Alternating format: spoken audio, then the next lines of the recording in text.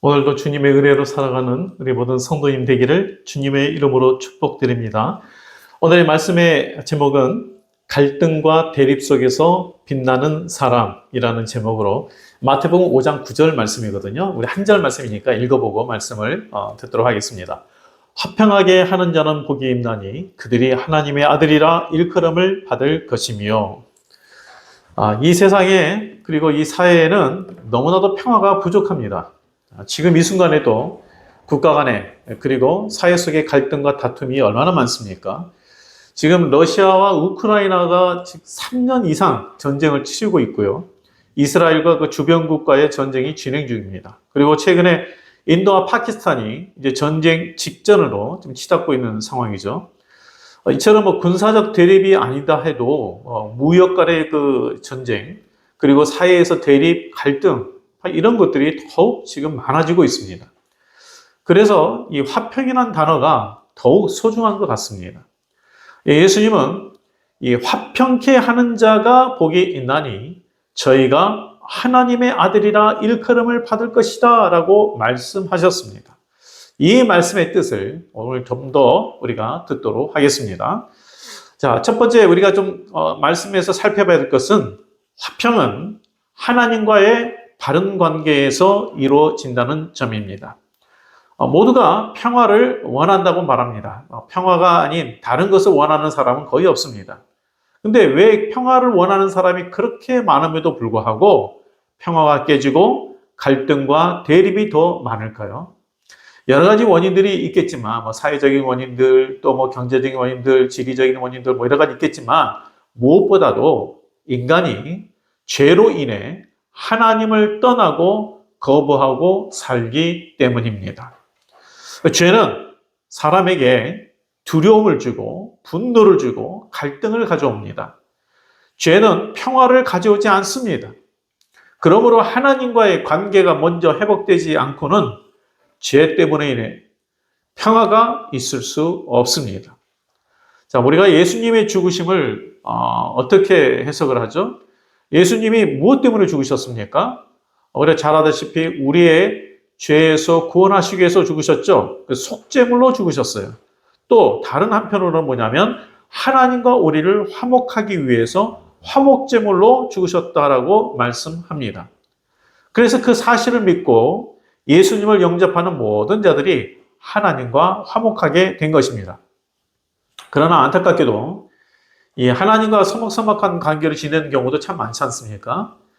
사실 이 가족이라는 관계로 맺어져도 화목하지 못할 때가 적지 않습니다. 같이 살아도 서로 대화가 없어요. 그리고 친밀감이 떨어지고 서로 이해하지 못하고 대립하고 화목하지 못한 경우가 많아요. 마찬가지로 우리가 하나님의 자녀를 하면서도 하나님의 음성을 듣지 않고 단지 내가 필요한 말만 하고 내가 원하는 것이 있을 때만 하나님을 찾고 있다면 그 어떤 관계입니까? 하나님의 자녀라고 말하지만 하나님과 화목한 관계는 아니죠. 하나님과 전혀 친밀한 관계는 아닙니다.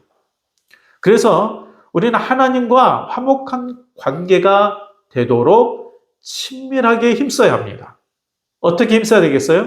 하나님의 음성을 듣고 따르며 또 기도로 대화하면서 친밀해야 합니다. 바로 거기서 화평이 주어집니다. 우리가 하나님과 친밀해질수록 그분의 사랑의 깊이와 은혜를 깨닫게 되잖아요. 그러니까 하나님을 알면 알수록 그 사랑의 깊이와 은혜를 깨닫게 돼요. 그리고 내 안에 화평의 마음이 자랍니다. 우리 자녀들도 그렇잖아요. 이 부모님에 대해서 참 이게 내가 속이 좀 더 깊어지고 또 부모님에 대해서 조금 더 이해하게 되면 야, 정말 그렇게 우리를 위해서 이렇게 희생하셨구나. 그 사랑의 깊이가 이렇구나라는 걸 조금 좀 더 깨닫지 않습니까? 그러면서 내 마음 가운데 더 이해하게 되고 포용하게 되고 그래서 하나님과의 관계도 마찬가지인 것 같아요. 우리가 하나님과 친밀해질수록 하나님의 마음을 더 깨닫게 되고요. 그 사랑의 깊이를 알게 되고 은혜를 더 깨닫게 되잖아요. 그래서 내 마음에 주님의 마음이 자라는 거죠. 화평의 마음이 자랍니다. 그래서 대립과 분쟁이 있는 곳에서도 화평하게 하는 자가 되는 것이죠.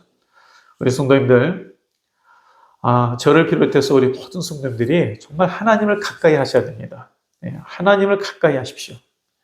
하나님의 음성을 듣기에 힘쓰시고요. 그리고 하나님 앞에 더 기도하시고요. 바로 이러한 하나님을 가까이 하고 친밀한 관계 속에서 하나님이 주시는 화평케 하는 힘을 얻게 되는 것입니다. 두 번째는 하나님과 친밀한 자가 내면에 평강이 있습니다. 평강은 내면적인 갈등이 없는 화평의 상태를 말합니다.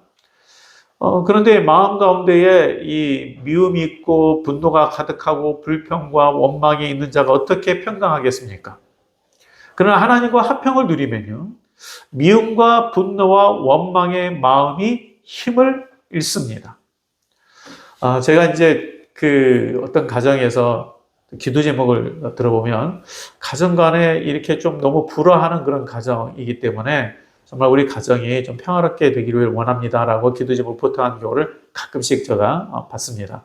그때마다 제가 어떤 기도를 하냐면, 하나님, 그 가정 가운데 있는 서로 간에 오해하는 그 마음들, 그리고 서로 어떤 그 대립하는 마음들, 비판하는 그 마음들, 이러한 것들이 열매 맺지 않도록 정말 성령께서 그 가정 가운데 임하셔서 그것들이 시들고 열매 맺지 않도록 해주옵소서라고 기도를 해요. 정말 그렇습니다. 우리가 하나님을 가까이 하게 되면요, 이미 이 자랐던 미움과 분노와 원망의 이 싹이 시들어져요. 그러니까 하나님을 가까이 하고 하나님 앞에 더 의지하고 또 기도하면 이러한 화평의 마음이 우리 가운데에 있게 되고 내적인 평안이 나타나는 것입니다. 우리가 평안이요, 외적인 조건에 좌우되는 것이 아니라 하나님과의 관계에서 오는 것임을 우리는 명심해야 합니다. 외적인 상황과 외적인 어떤 조건에서 주어지는 평안은 불완전하죠. 왜냐하면 그 조건과 상황이 바뀌면 평안이 흔들리게 돼 있지 않습니까?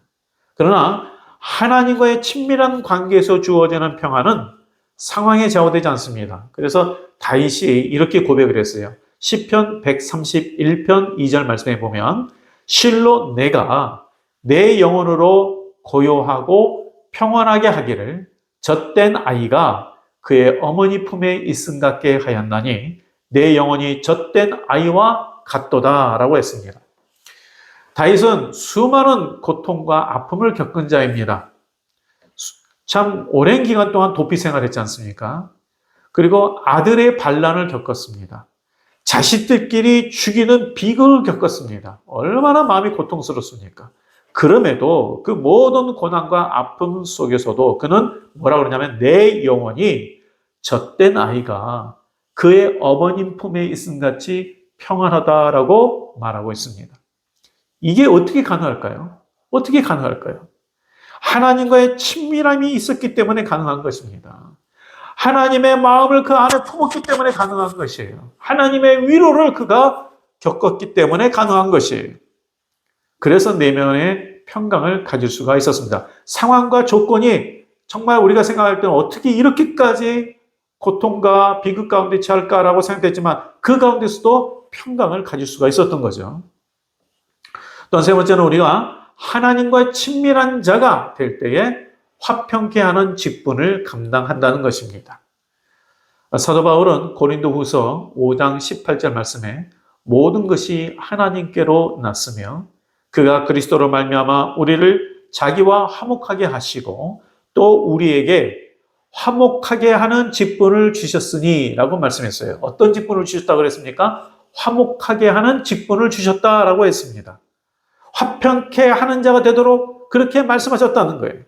다시 한번 기억하시기 바랍니다. 우리는요, 화목하게 하는 직분을 받은 자입니다.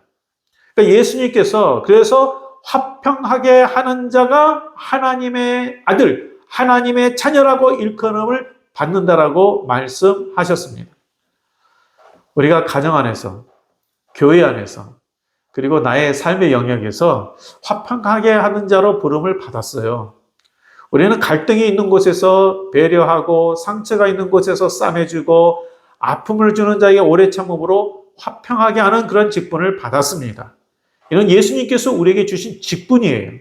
그러므로 이 화평케 하는 직분을 우리는 중요하게 생각하셔야 합니다. 그래서 한번 우리 스스로 한번 질문해 보시기 바랍니다. 내가 있는 곳에서 화평케 하는 일이 나타나는가?